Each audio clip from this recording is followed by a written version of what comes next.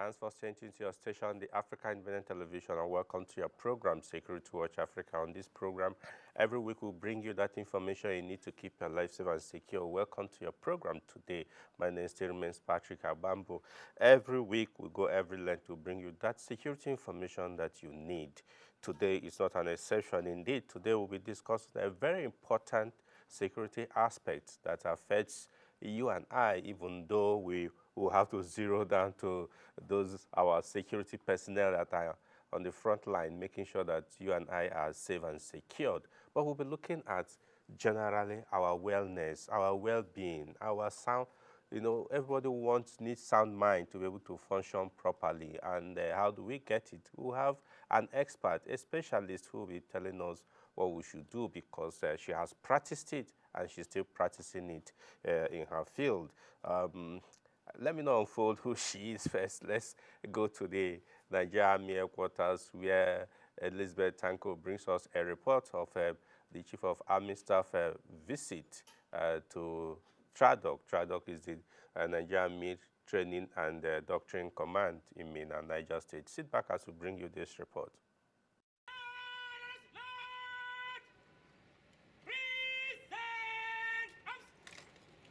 In line with his command philosophy, which is to transform the Nigerian army into a well-motivated and combat-ready force capable of fulfilling its constitutional responsibilities. The Chief of Army Staff (COAS), Lieutenant General Olufemi Oluyede, was at the Nigerian Army Training and Doctrine Command (TRADOC) in Minna, Niger State, to declare open the Nigerian Army Doctrine and Training Conference for 2025. In his address, General Oluyede underscored the importance of the conference while commending the Nigerian Army training stakeholders for meticulously executing the 2024 training programs. I thank the Commander, Training and Doctrine Command of the Nigerian Army and his team for inviting me as special guest of honor at the opening ceremony of this all-important Doctrine and Training Conference 2025. I'm indeed delighted to be here. And I appreciate the Commander, the Chief of Training, Commandants of the Nigerian Army Schools, and all stakeholders in the Nigerian Army training sector for your efforts in driving training generally in the Nigerian Army. Please permit me to use this medium to particularly commend you all for successfully implementing the Nigerian Army Training Directive for the year 2024. I think you all deserve a sound applause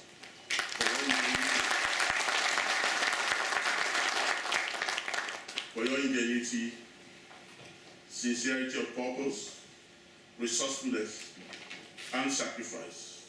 He added that the theme of this year's conference aligns with the 4 pillars of his philosophy. The Army Chief spoke on the concept of doctrine and how it can change the Army for future battles.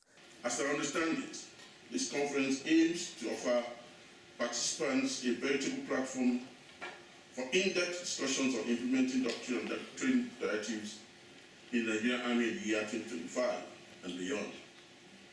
I am pleased to note that the conference organizers align its theme, which is understanding Nigerian Army doctrine for effective training within a joint environment, with my command philosophy, which is to consolidate the transformation of the Nigerian Army towards bequeathing a well-motivated and combat-ready force that can effectively discharge its constitutional responsibilities within a joint and multi-agency environment. As you may have noticed, my command philosophy is built on 4 key pillars, which are leadership, sound administration, professionalism, and combat readiness.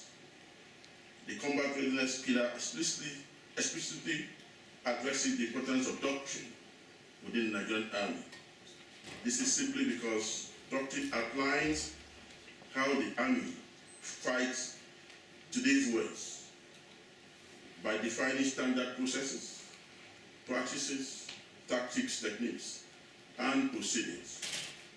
Thus, at the tactical level, actions are guided by established doctrine or drills that outline how to execute tasks covertly. The operational level involves less specificity in doctrine and emphasizes more on operational art and design. While doctrine is about how we fight today's battles, rather, concept which is in the idea sense is the Abinga of doctrine, focuses on how we change the army for future battles.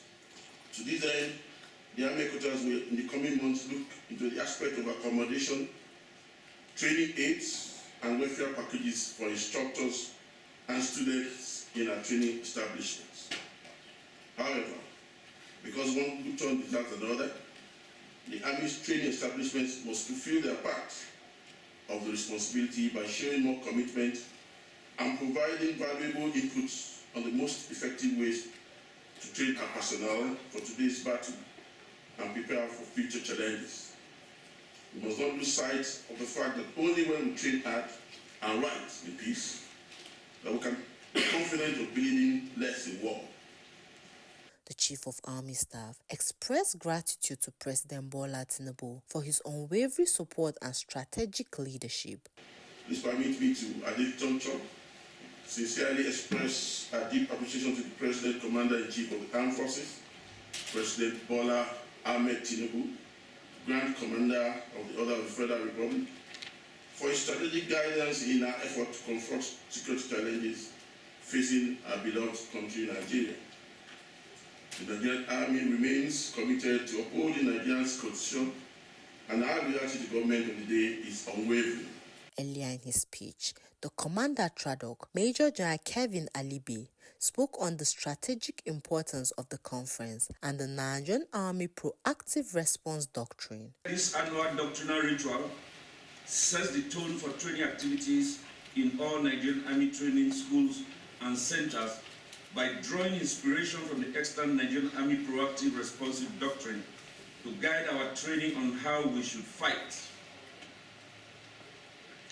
Hence, the theme of this year's conference is, quote, Understanding Nigerian Army Doctrine for Effective Training Within a Joint Environment, end of quote.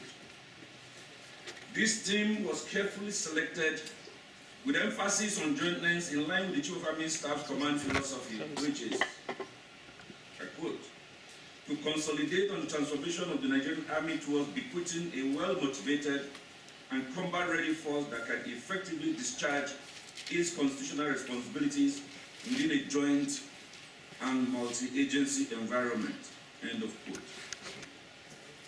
Thus, the new emphasis for tailor-made approach to training is to develop capacity to respond to the multifaceted and sometimes mutating security challenges the Nigerian Army is tasked to mitigate. In doing so, it has become clear in the increasingly complex modern operations environment that the Nigerian Army must work with other services, government security agencies, as well as non-governmental stakeholders to secure the country for prosperity to thrive.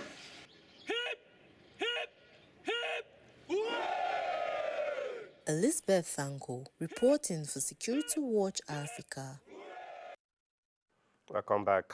Yes, in fact, the Nigerian Army that I know never joke with training. Training is a bedrock because when you sweat at peacetime, you will be sweatless during the wartime, and we must commend the leadership of the Nigerian Army for ensuring that training is top-notch. Yes, to our discussion today, already I have seated with me a lady I respect so much. In fact, not just for her personality, but also for what she has done for our country, Nigeria, and by and large Africa. And today, she's wanted all over the world to give one talk or training or the other. Join me as I welcome Lieutenant Colonel Susan Dibao, retired, even though you are not tired because you are still very active. It's a pleasure to have you in the studio today. The pleasure is mine. Yeah, we had had one or two interviews with her in the past talking about the wellness and post-traumatic stress disorder. And today we'll be looking at talking about Nigerian security and ensuring sound minds and the wellness of our Nigerian troops. Because for more than 30 years, if I'm not mistaken, you put in your life towards wellness and ensuring that our officers, their families, and the soldiers and their families have sound minds and working. How was your experience in the service, really? It's a pleasure. Thank you for having me on this Security Watch Africa. Yes, it's 35 years that I put into the service. And it was a great pleasure for me to tell you that my being in the Army and the area at which I specialize, which is social work and mental health, has to do with the individual, the family. And I have worked with families for over 20 years in the Army. And it has been something that I still work with the family up till today. Because today you are now working with the Defense Health Management, ensuring that in fact, really, but I want us to talk about the troops, because these are the people that put their lives on the line, and their family also sometimes praying every day for their people to be well. But let's look at one thing that we are noticing generally, even in the civil society. Who are those that suffers the post-traumatic stress disorder? Is it only those in the forces, in the military, at war, or everybody can suffer this? Post-traumatic stress, even me and you seated here can suffer post-traumatic stress. If there's anything that put fear in us, if there's anything that unexpected happen, post-traumatic stress has to do with a fear that comes to someone unknowingly. You never expected it. That fear is what triggers your trauma. Your thought about that thing alone gives you trauma. And when you have this trauma and it lingers, that's when post-traumatic stress comes, because you have not looked for solution for your trauma. In fact, so it's not just the military. It's not just the military. In fact, seriously, I think we're going to do a part 2 of this program, but let's just start it today, really, because we actually brought her, requested for her to, she's well sought after all over the world, traveling, giving talks. Well, we requested that she join us today because, like last week, we started on the issue of spiritual security. Now we're looking at the mind and the mental health of the people. He talked about it can affect everybody.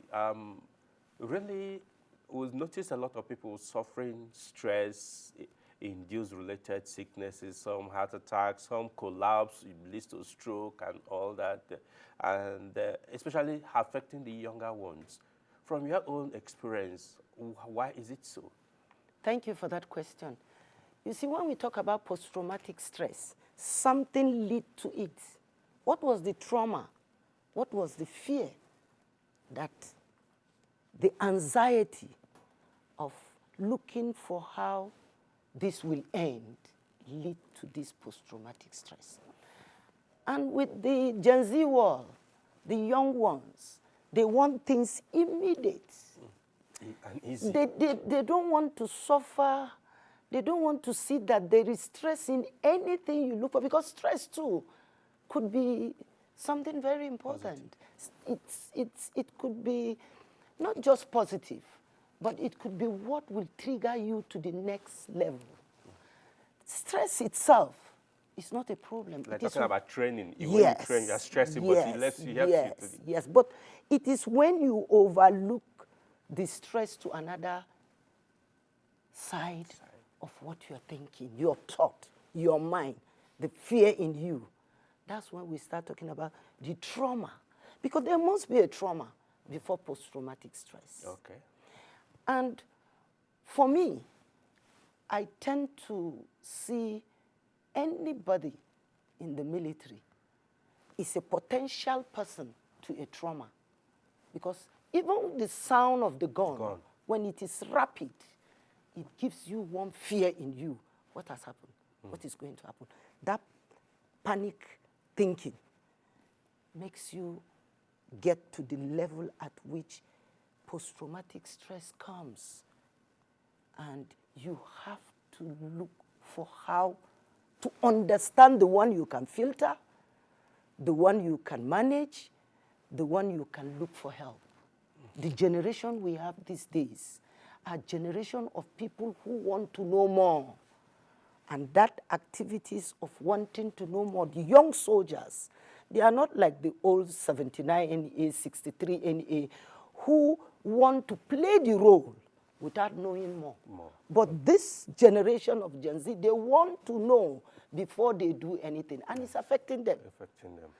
Because the more you try to expose what is happening in your environment, the more you are creating trauma leading to post-traumatic stress. Because many times we've been at the front line in the Northeast and other places. We have seen you even charging through with the soldiers and all that and trying to encourage them. But some people will say, does the military actually care about the mental well-being of its troops? Let me say it all. The military, especially the area at which I know, the army. The army. Honestly speaking, I'm not speaking on behalf of anybody, the army is trying. Because if they don't take care of that well-being of the soldier, it affects their family. The performance of these men out there in the front line is affected. Because if my family are not doing well, how do I get it right in the front line? And the army has made provisions of how this post-traumatic stress can be saved at any point in time. There is a department that I respect them, transformation and innovation. You once worked there too. Yes, because they talk about post-traumatic stress in any outing they go, because they know if the well-being of the soldier is being taken care of, the soldier will get it right.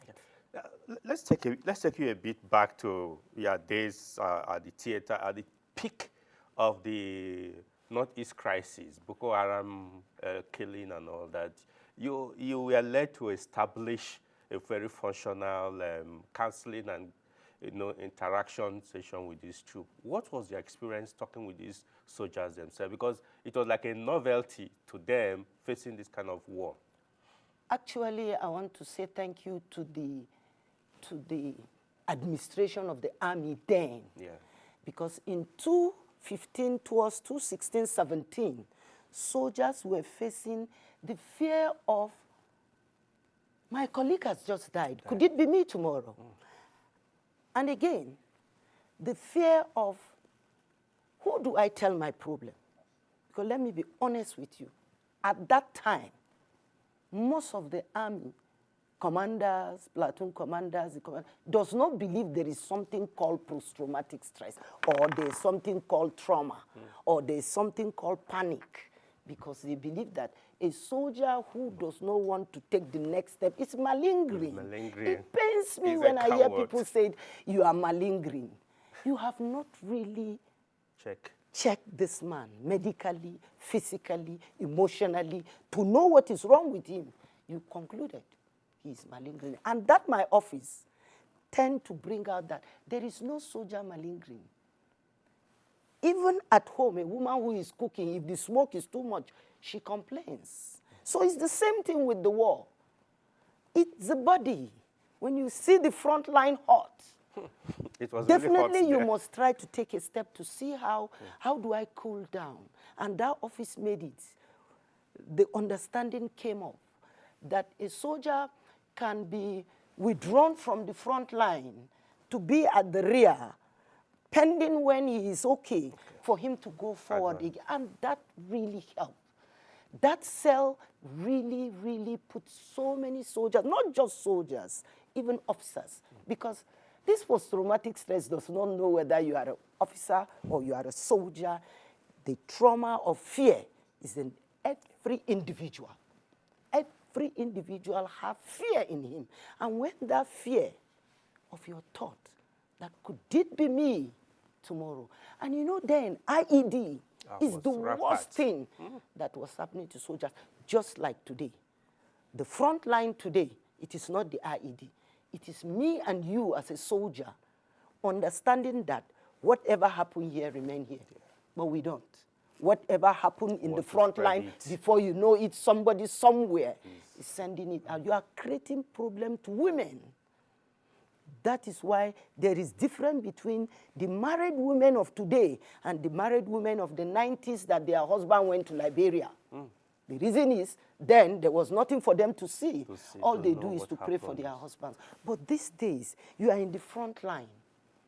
Whatever happened there should remain because the profession says it is my duty. So this advent of social media is not helping situation? Not really. Social media is the best thing, but it is not meant for you to put trauma for people back home. Filter whatever you get before you send it out. Okay. I keep saying it, post-traumatic stress and media is a big thing. This social media is affecting. It's affecting not just the soldier, but their family and children. Your child seeing your dead body. Because sometimes even it's before, traumatic. Yeah, even before the authority gets to know about it, it's already It is out there.